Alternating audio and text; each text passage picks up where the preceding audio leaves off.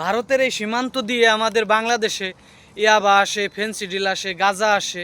কিছু লোক আছে যারা চায় না এই দেশের যুব সমাজ শিক্ষিত হোক, জ্ঞানী হোক, বিজ্ঞানিক হোক, বুদ্ধিজীবী হোক, তারা শক্তিশালী হোক, তারা শক্তিশালী একটি রাষ্ট্র গঠন করুক। এরা চায় না। এরা চায় এই দেশের যুব সমাজ এই ইয়াবা খেয়ে, ফেন্সিডিল খেয়ে, হিরোইন খেয়ে, গাঁজা খেয়ে ধ্বংস হয়ে যাক। এরা সবসময় এটাই চায়। দেশের জন্য যখন এই যুব সমাজকে ডাক দেওয়া হবে তখন যেন তারা এই দেশের জন্য কিছু না করতে পারে। বাংলাদেশে এত যুব সমাজ, এত মানুষ বর্তমানে এই নেশায় আসক্ত, কেউ শান্তিতে নাই। এদেরকে শান্তিতে থাকতে দেয়া হচ্ছে না। প্রত্যেক ঘরে ঘরে ইয়াবা পৌঁছে দিতেছে, হাজার হাজার কোটি টাকা, মনে হয় 20-30 হাজার কোটি টাকার এই নেশা বিক্রি হয় বাংলাদেশে প্রতি বছর। 20-30 হাজার কোটি টাকার নেশা বিক্রি হয় আমার ধারণা বাংলাদেশে। একটা ইয়াবার দাম 500-700 400। হ্যাঁ, গাঁজার দাম এত, ফেন্সিডিলের দাম এত।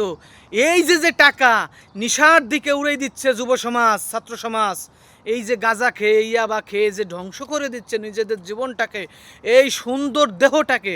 মহান সৃষ্টিকর্তা আল্লাহ আমাদেরকে এত সুন্দর করে সৃষ্টি করছে, পিতামাতার ওসিলায়, আব্বা আম্মার ওসিলায়, তাদের দিকেও আমরা খেয়াল রাখতে পারতেছি না। বর্তমানের এই যুব সমাজ নেশা খেয়ে খেয়ে ধ্বংস হয়ে যাচ্ছে। তাই আপনারা এই ভিডিওটা শেয়ার করে প্রত্যেকটা যুব সমাজের কাছে পৌঁছে দেন। আপনি নেশা খাচ্ছেন, আপনি শেষ হয়ে যাচ্ছেন, আপনার পরিবারকেও শেষ করে দিচ্ছেন। যত কষ্টই হোক আমার ভাই, আমার বন্ধু, আপনারা ফিরে আসেন। এই গাঁজা খায়েন না, এই মদ খায়েন না, এই ফেন্সিডিল খায়েন না, এই হিরোইন খায়েন না। এটা আপনার দায়িত্ব। আপনি একজন সচেতন নাগরিক হিসেবে আপনার দায়িত্ব এই সচেতনমূলক ভিডিওগুলো শেয়ার করে, লাইক করে, কমেন্ট করে প্রত্যেকের কাছে পৌঁছেই দিয়া যুব সমাজকে বাঁচাও, বাংলাদেশকে বাঁচাও। জাগো বাংলাদেশ, বাঁচাও বাংলাদেশ, মাদক মুক্ত বাংলাদেশ গড়ে ওঠো। যুব সমাজ, শিক্ষিত সমাজ, কৃষক সমাজ, প্রত্যেক ঘরে ঘরে মাদক ঢুকে গেছে।